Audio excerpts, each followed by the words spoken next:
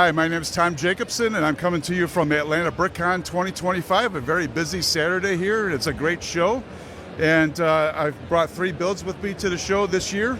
The first one here, I'm calling this build Mission Prep, and what it is, it's just kind of a generic 501st Legion Clone Wars base, and the premise of the scene here is that the 501st Legion is getting ready to go on a mission. In the command building is a lot of prep work and pre-battle discussions between Anakin Skywalker and Ahsoka with a lot of the troopers and some other activities going on in the command building. And then the outside of the build here, we got troops coming in to be loaded onto the 2 Republic gunships, and they got the battle tanks coming out here to before going into the battle on the mission. And I've got clone troopers and other troopers and stuff going all over the place doing various things, getting ready for the mission prep before they head out for the mission and head out for battle. Yeah, I love the lighting you've included here as well, with the flashing lighting and the red on the sides. Yeah, I get a lot of lighting from Blinky Bricks. Blinky Bricks is one of the vendors that comes out on the tour with me on Brick Convention, and I got to know Steve really well, and he provides a lot of lighting for me. And the blinking lights, I thought looked very, very sharp, on the landing pad for the gunships. So it's a nice little effect that I got from them. So yeah, and as we come back around to this side, you've got some of the details you mentioned in here. So how do you get some of the detailed work in here, like some of the wood paneling and those control panels and things? How does that come together for you? Yeah, it's like I try to emulate a lot of the command rooms and that you see on the Clone Wars TV series, and try to emulate as much as I can within the build itself. A lot of it is generic, just kind of off the top of my head, but some of it is from the TV shows. But I mean, the scenes that are in the rooms here, this is kind of typical of a lot of the builds that I've done in the past, where I have, a building like this, and then, I have like little rooms and little vignettes with various activities going on in each of the different rooms. Like on this one here, this is kind of the briefing room. I got, you see Anakin and Ahsoka addressing members of the 501st there before they go out on the mission. The room in the middle there, it's kind of the command room, command center, with the command consoles and stuff like that, with the troopers all doing what they're doing with the command console. And then next to it is kind of just a little hallway, and a couple of heavy troopers, coming into the command room. And in the other room there, I kind of got a couple of clone troopers without their helmets on, just loading cargo onto little carrier things or little transport things to bring out to the gunships. And down below is kind of a maintenance dock where one of the speeders is undergoing maintenance right now.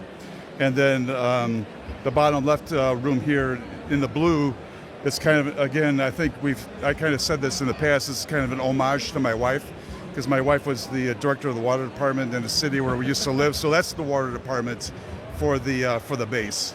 So I did that all in blues, and so it's got a kind of nice little watery vibe to it. Yeah, I love that. Do you know how many pieces are in this build?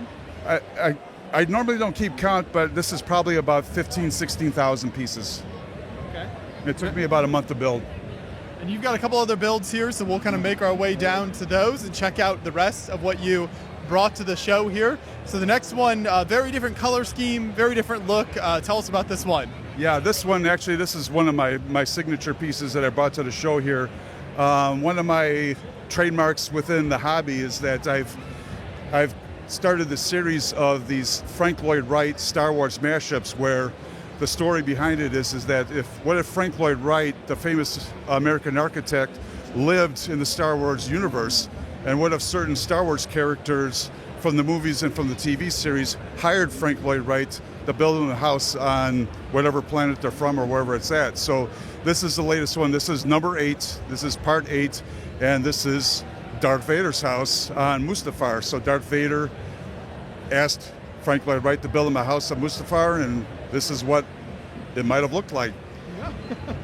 Yeah. The very nice lava river running through the middle is a good touch. Absolutely, yeah, and that's a very good touch. And I used some high intensity lighting that shines through the bricks, or actually the trans colored bricks on either side, and then I started with a base of 1x2 trans clear bricks on the bottom, and then 1x2 trans yellow bricks on top. And then on the very top, I alternated trans yellow plates and tiles and trans orange plates and tiles in different combinations, with the orange on top, yellow on the bottom, or the yellow on top and orange on the bottom. And sometimes it's double orange to give that, instead of a solid color, kind of give it that multicolored effect to it. Yeah, give it a little bit of depth. So what are some of the kind of classic Frank Lloyd Wright elements you tried to include here as you depicted Darth Vader's house? Well, one of the things, in fact, there's been a lot of comments in the show today, is that it looks kind of Japanese. And, Frank Lloyd Wright was extremely, he was a big fan of Japanese architecture because he spent several years in Japan before he came back to America. So he was a big fan and was incorporated a lot of Japanese details into his architecture here in the United States. So, some of the classic Frank Lloyd Wright details here are the big flat roofs, big flat roof and ceilings, and then on both the lower roof and then the upper roof, and then with the kind of what he calls the arc glass lighting or windows and the lighting. Where I alternated plates and 1x2 bricks to kind of give that arc glass effect that Frank Lloyd Wright liked to use. So yeah, that's what kind of a lot of the Frank Lloyd Wright elements that I incorporated into this build. And then you've got this great landing pad over here as well. Yeah, I decided with a couple past builds with my Frank Lloyd Wright series, I put the landing pad here, so I've got Darth Vader coming back to his house with his custom TIE fighter. I built the landing pad to kind of, coincide with the house itself, with the same landscaping and that on Mustafar. Built it with the black tiles, with the angled plates and stuff like that, and incorporated the dark red as the same way they did with the house. I chose the dark red to be kind of a accent color to the black, because it kind of gave it a little bit more of a sinister look to it. Because with the Darth Vader castle Lego set, it's black with light bluish gray trim on it. I was thinking of doing that, but I didn't want to do it. I didn't want to copy what's in the Lego set for Vader's castle. I chose the dark red. Like I said, it kind of gave it a more sinister look. So that's why I chose that. So I incorporated that element into the landing pad as well. And then the TIE fighter itself, it's a custom design that I got from Brick Vault online from a guy, his name is Genek. So perfect. And that takes us to our final third build here. So what's the story with this one? Yeah, so this is kind of a continuation. I did kind of a similar build in Brick World. I think it was Brick World 2022, where I had a indoor base for the Imperial AT-STs. This is kind of a scaled down version of that. So what this is that depicts a scene, at an Imperial base on Endor, kind of at the same time of the movie Return of the Jedi. And what the scene is that the Imperial troops are coming out to climb and board onto their AT-STs, and then you got the scout troopers coming out to board their speeders to go out into the Endor to look for rebels and rebel scum and stuff like that. So again, like I said, this was kind of a scaled down version what I brought to Brick World a few years ago, where I incorporated, the part of the forest too. So, but just typical elements, I kind of incorporated a little bit of the yellow in it, just kind of give it a contrast to all the blacks and the dark bluish gray. And I think it kind of makes it pop a little bit nicely.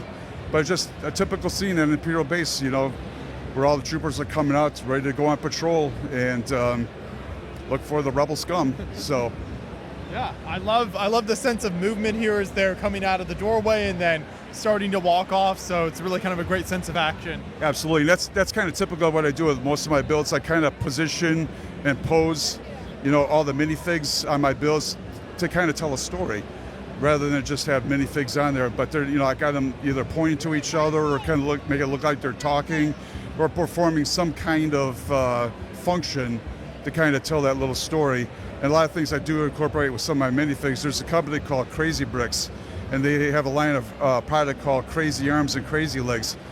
So I can, stormtrooper there is holding the rifle, and I got some minifigs that are actually pointing.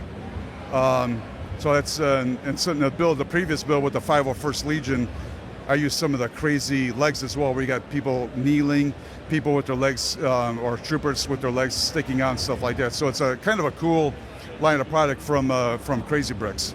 So I like to incorporate those a little bit into most of my builds.